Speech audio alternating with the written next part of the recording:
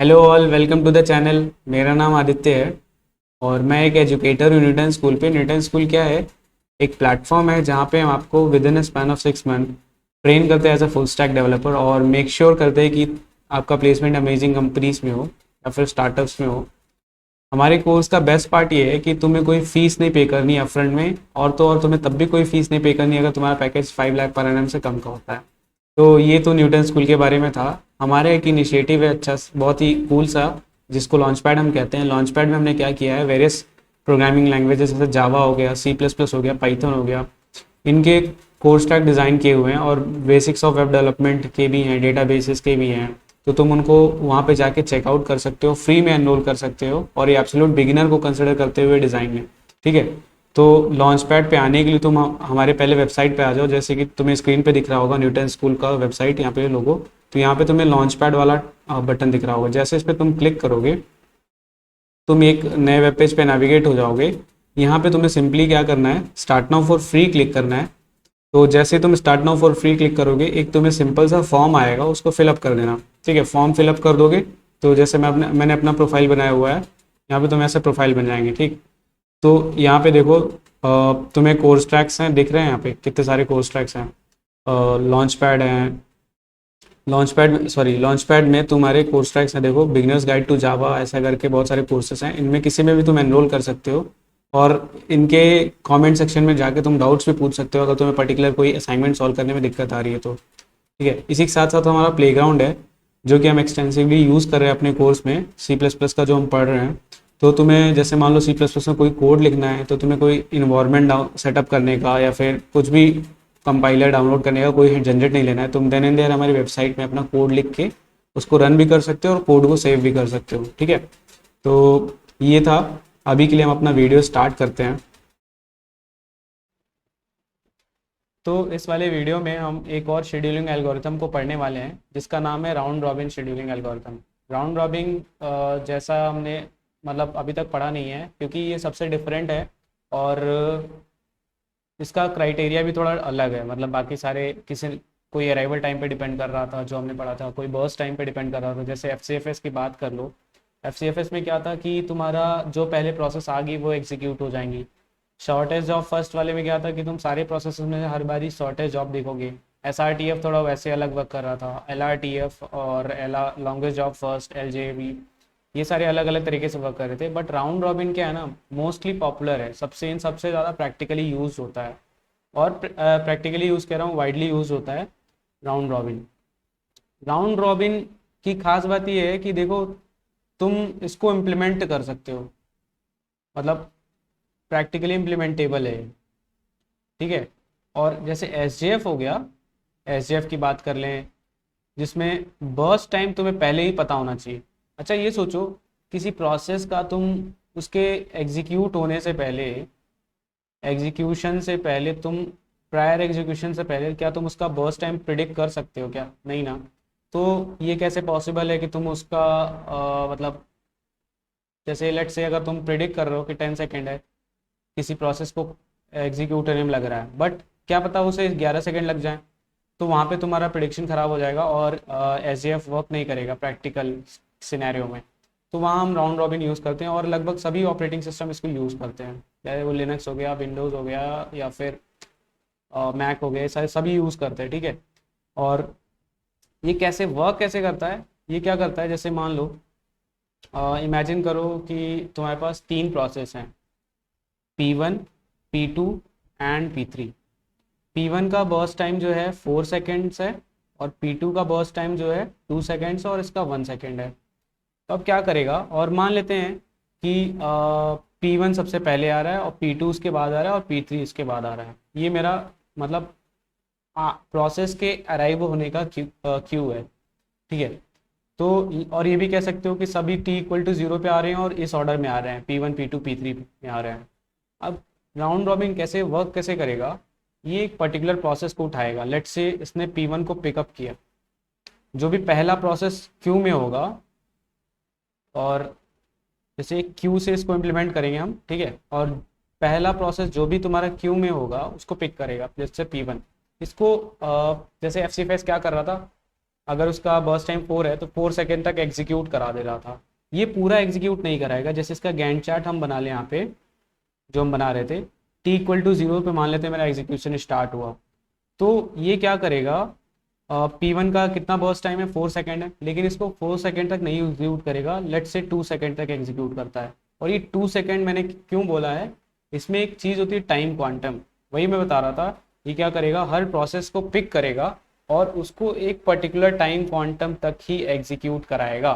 Time quantum क्या है, जैसे मान लो कि तुम्हें ऐसा कह दिया जाए कि तुम अगर 1 घंटा मतलब पढ़ोगे तो तुम्हें एक चॉकलेट मिलेगा, ऐसे करके हमें बचपन में कहा जाता था। तो ऐसा ही है कि क्या करेगा, एक पर्टिकुलर टाइम क्वांटम तक एग्जीक्यूट कराएगा, उसके बाद से छोड़ देगा उसको, उस प्रोसेस को। तो 2 सेकेंड मान लेते हैं मेरा टाइम क्वांटम है, मतलब हर प्रोसेस एट मैक्स एक बारी में 2 सेकेंड तक एग्जीक्यूट होगा। मुझे आई होप तुम्हें समझ में आ रहा होगा, बहुत बेसिक से मैं समझा रहा हूँ। और ये इतना समझ गए तो तुम इसको कोड भी कर सकते हो एल्गोरिथम को। और इंटरव्यू तुमसे कोड तो जनरली नहीं पूछा जाता, बट इसका वर्किंग पूछते हैं, कैसे वर्क करता है, तो ये तुम बता सकते हो। और तुम्हें कोड करना है, तुम कोड भी कर सकते हो। तो 2 सेकेंड तक क्या होगा, P1 एग्जीक्यूट होगा। अब देखो P1 का जो बर्स्ट टाइम है ना, वो क्या हो गया, कट के 2 सेकेंड हो गया, मतलब 2 सेकेंड के लिए तो P1 एग्जीक्यूट हो गया। बचे 2 सेकेंड के लिए क्या होगा, P1 सिंपली क्या करेगा, पीछे आके क्यू में बैठ जाएगा। ठीक है भैया, मुझे CPU मिल गया है 2 सेकेंड के लिए, अब मैं वेट कर सकता हूँ। उसके बाद से नेक्स्ट जो है प्रोसेस, देखो क्यू में कौन सा है, P2 है। P2 का बर्स्ट टाइम कितना है, 2 सेकेंड के लिए। और तुम्हारा जो तुमने टाइम स्लाइस डिसाइड किया है वो भी 2 सेकेंड है। तो जितना इसको चाहिए उतना है ही, तो उसको पूरा ही रन करा दो। ठीक है, P2 पूरा रन हो जाएगा। ये वेट करेगा क्या क्यू में जाके, कोई ज़रूरत है इसको, नहीं ना। तो P2 नहीं आएगा क्यू में। अब इसका जो P2 का जो बर्स्ट टाइम है वो 0 हो गया, मतलब P2 कंप्लीट हो गया है। अच्छा, P3 क्या है, P3 का टाइम कितना है, बर्स्ट टाइम 1 सेकेंड है। और तुम्हारे पास टाइम क्या है, कितने टाइम तक एग्जीक्यूट करा सकते हो, 2 सेकेंड तक। तो ये तो कम ही है ना, मतलब जितना तुम्हें एग्जीक्यूट करा सकते हो उससे कम ही तुम्हें उसको बर्स्ट टाइम देना है। तो तुम क्या करोगे, सिंपली P3 को यहाँ से यहाँ तक 2 से 3 सेकेंड तक एग्जीक्यूट कराओगे और इसको बाहर कर दोगे। अब P3 को वापस शेड्यूल करने की ज़रूरत है क्या, नहीं ना। तुम देखो P3 पूरा एग्जीक्यूट हो गया, 0 हो गया है उसका बर्स्ट टाइम, नहीं होगा। बचा P1, अगली बारी हम P1 को शेड्यूल कर देंगे 3 से 5 सेकेंड तक। देखो फ़ायदा क्या हुआ इससे, राउंड रॉबिन से, एक पर्टिकुलर इंटरवल के बाद हर प्रोसेस शेड्यूल हो रहा है। जैसे देखो P1 का बर्स्ट टाइम 4 था, और लेट्स से अगर इसमें बहुत सारे प्रोसेस होते हैं जिनका बर्स्ट टाइम बहुत ज़्यादा होता, तो ये इसमें क्या है, एक एडवांटेज है कि हर प्रोसेस को फेयर चांस मिल रहा है। जैसे तुम अगर SJF की बात करोगे तो SJM क्या होता था कि पहले सारी छोटी वाली जॉब एग्जीक्यूट होंगी, जिनका छोटी जॉब मतलब जिसका बर्स्ट टाइम कम हो वो एग्जीक्यूट होंगी। उसके बाद से तुम्हारा जो सबसे लॉन्गेस्ट जॉब है वो एग्जीक्यूट होगी। तो उसके लिए फेयर चांस नहीं हुआ ना, तुम सबसे बड़ी वाली जॉब को ज़्यादा मतलब लास्ट में ढकेल दे रहे हो। अगर मान लो उसकी प्रायोरिटी हाई हो गई तो तुम्हारा OS बेकार है ना, मतलब वर्क नहीं कर रहा है सही से, तो जो शेड्यूलिंग तुम कर रहे हो वो बेकार है सिंपली। बट राउंड रॉबिन में क्या होता है, जैसे मान लो तुम्हारा बहुत बड़ा प्रोसेस भी है तो भी वो कितने टाइम के लिए एग्जीक्यूट होगा, 2 सेकेंड के लिए। तो कोई भी प्रोसेस एक पर्टिकुलर अमाउंट से ज़्यादा वेट नहीं कर रहा है, तो यहाँ पे स्टारवेशन की प्रॉब्लम कम हो जाती है। ठीक है, तो इसलिए भी इसको हम सबसे ज़्यादा यूज़ करते हैं। अगर तुम्हें नहीं समझ में आया है तो मैं एक एग्जांपल और लेके समझा दूंगा इसको। और नेक्स्ट वाले वीडियो में हम क्या करेंगे, इसका फ्लो चार्ट पढ़ेंगे और इसके फ्लो चार्ट से समझेंगे क्या क्या है, और वहीं पे हम एक एग्जांपल भी कवर अप कर लेंगे। ठीक है, जिसमें हम completion time, turn around time, ये सारी चीज़ें निकाल लेंगे कि कितने टाइम में एक प्रोसेस कंप्लीट हो रहा है। वो मैंने टाइम तुम्हें दिखाई दिया डायग्राम से क्या होता है, बट फ्लो चार्ट समझना ज़रूरी है। और इंटरव्यूअर पूछ सकता है क्यों ये बेटर है बाकी सबसे, तो मैंने बता ही दिया कि क्या होता है इसमें ना, कॉन्टेक्स्ट स्विच होता रहता है। मतलब कॉन्टेक्स्ट स्विच क्या, एक प्रोसेस दूसरे प्रोसेस को मतलब चेंज करते रहते हैं। इसमें क्या है, मतलब कि जैसे तुम्हें अगर 10 प्रोसेस दे दी और 10 प्रोसेस को फेयर चांस मिलेगा at a particular amount of time, तो इससे स्टारवेशन की प्रॉब्लम रिड्यूस हो जाती है, ये तुम बता सकते हो। ठीक है, तो क्या ये काम करेंगे, नेक्स्ट वाले वीडियो में एक एग्जांपल लेंगे, उससे समझेंगे और उसका फ्लो चार्ट भी समझेंगे राउंड रॉबिन का कैसे वर्क करता है, तो तुम्हें थोड़ा बेटर अंडरस्टैंडिंग होगा। तो इसके पिछले वाले वीडियो में हमने क्या किया था, राउंड रॉबिन का बेसिक सब कुछ समझ लिया था, राउंड रॉबिन कैसे वर्क करता है ये पूरा समझ लिया था। अभी क्या करेंगे, उसका हम फ्लो चार्ट समझेंगे कि आखिर होता क्या एक्चुअली में। तो स्टार्ट करते हैं अपना वीडियो। हमारा क्या होगा, जैसे कुछ कुछ प्रोसेसेस हमने देखी थी, P1 P2 P3, P2 P3, ये रेडी क्यू में रेडी होंगी रन होने के लिए। ठीक है, वापस से क्या होगा, हर बारी तुम्हारा चेक होगा बर्स्ट टाइम क्या टाइम क्वांटम से छोटा है। अगर टाइम क्वांटम से छोटा है तो तुम उसको पूरा एग्जीक्यूट करा दो। अगर बड़ा है तो तुम उसको सिर्फ पर्टिकुलर अमाउंट टाइम स्लाइस के लिए एग्जीक्यूट कराओ, बाकी उसके बाद से तुम उसको वापस से क्यू में भेज दो। ठीक है, अगर प्रोसेस टाइम क्वांटम एग्जीक्यूट होने के बाद से ख़त्म हो गया तो तुम वापस उसको टर्मिनेट कर दो। ये हमारा फ्लो चार्ट है। मुझे पता है इसे कुछ समझ नहीं आया होगा, तो एक काम करते हैं, हम एक एग्जांपल ले लेते हैं इसको अच्छे से समझने के लिए। एग्जांपल से तुम्हें क्लियर हो जाएगा, पूरा पूरा क्लियर हो जाएगा, कुछ भी कोई डाउट नहीं रहेगी। हम पहले क्या करेंगे, सभी प्रोसेस का यहाँ पे कंप्लीशन टाइम भी निकालेंगे और टर्न अराउंड टाइम भी निकालेंगे, वेटिंग टाइम भी निकाल लेंगे। ठीक है, एक चीज़ मैंने यहाँ एज्यूम किया हुआ है कि ये प्रोसेस एक साथ सारी अराइव हो रही हैं और इसी ऑर्डर में अराइव हो रही हैं, P Q R S T. तो तुम सबका अराइवल टाइम क्या मान सकते हो, 0 मान सकते हो, सभी एक साथ अराइव हो चुकी हैं। ये चीज़ मैंने एज्यूम किया हुआ है just for the sake of कि कैलकुलेशन मेरा ईजी हो, तो इस वजह से मैंने किया हुआ है। बट मतलब न्यूमेरिकल पार्ट इंपॉर्टेंट नहीं है, बट न्यूमेरिकल से ही समझ में आएगा तुम्हें क्या हो रहा है एक्चुअली में। तो तुम क्या करो, ये ऑर्डर में आ रहा है मेरा, ये क्या है, मेरा क्यू है, जिसका मुझे ध्यान रखना है क्यू। अब मैं क्या करूँगा, पहले एलिमेंट को उठाऊंगा और मान लेता हूँ मैं टाइम क्वांटम जो है यहाँ के लिए 2 है। अब मुझे क्या करना है, फिगर आउट करना है कि कैसे कैसे मतलब प्रोसेस होंगी। तो इसके लिए अपना वापस से वही गैंट चार्ट बना लेते हैं, अपना गैंट चार्ट बना लेते हैं। t इक्वल टू 0 पे सबसे पहले जो प्रोसेस होगा क्यू में से पिक होगी वो है p। p का बर्स्ट टाइम कितना है, 4 है। 4 2 से बड़ा है, मतलब जो टाइम स्लाइस है वो मतलब छोटा है जितना तुम्हें प्रोसेस चाहिए। तो तुम क्या करोगे, ठीक है मैं तुमको 2 सेकंड तक एग्जीक्यूट कराता हूँ, बचा हुआ बाकी 2 सेकंड हम बाद में एग्जीक्यूट कराएंगे। तो ये 2 एग्जीक्यूट हो गए यहाँ पे आके शेड्यूलर, और ये पीछे जाके लाइन में खड़ा हो जाएगा।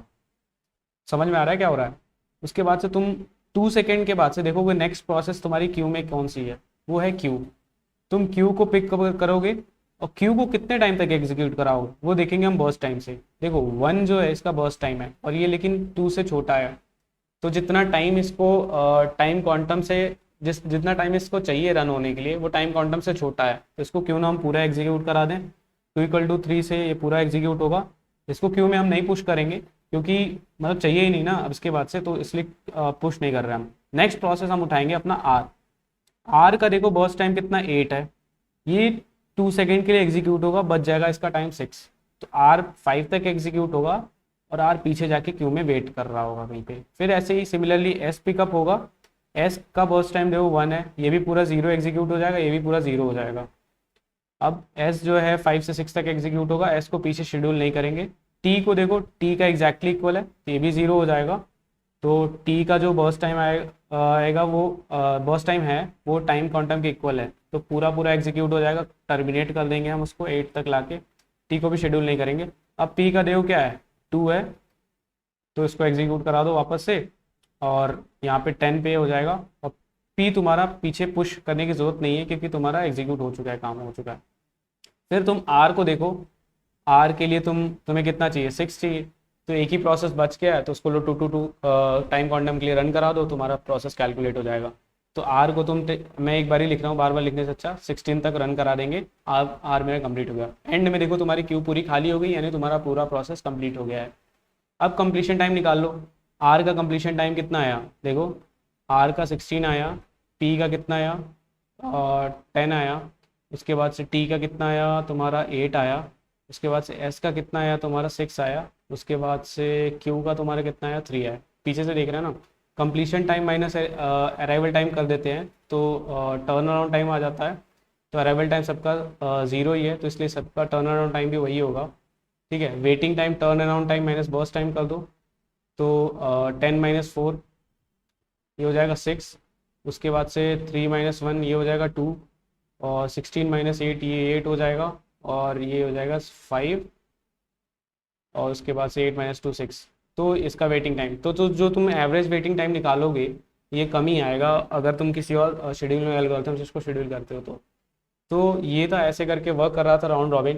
एडवांटेज इसका यही है कि तुम एक साथ मतलब सभी प्रोसेस को फेयरनेस दे पाते हो न ही किसी प्रोसेस को हायर प्रायोरिटी देते हो, अगर उसका जैसे मान लो बर्स्ट टाइम बहुत ज़्यादा है तो तुम उसको पहले, ऐसा नहीं है उसको पहले एग्जीक्यूट कराओगे या फिर पूरे एग्जीक्यूट कराओगे, बस तुम उस टाइम क्वांटम तक एग्जीक्यूट कराओगे। दो चीज़ का यहाँ ध्यान रखते हैं, पहला कि क्यू में कैसे अपडेट करना है और बचा हुआ बर्स्ट टाइम कितना है, तो इसलिए थोड़ा कॉम्प्लिकेटेड हो जाता है। तो अगर तुमसे इंटरव्यू पूछता है तो आई होप तुम एक्सप्लेन कर पाओगे। तो राउंड रॉबिन में बस इतना ही। और इंटरव्यू पर्सपेक्टिव से के लिए अगर तुमसे कोड करने के लिए पूछता है तो तुम कोड भी कर सकते हो उसका लॉजिक, और किसी भी लैंग्वेज में लिख सकते हो कोड करके। तो आई होप तुम्हें कॉन्सेप्ट समझ में आया होगा राउंड रॉबिन का। इसके पिछले वाले वीडियो में मैंने कवर अप किया था और इस वाले वीडियो में मैंने एग्जाम्पल से कवर अप कर दिया है। तो इस वाले वीडियो के लिए बस इतना ही। See you in the next video. Thank you.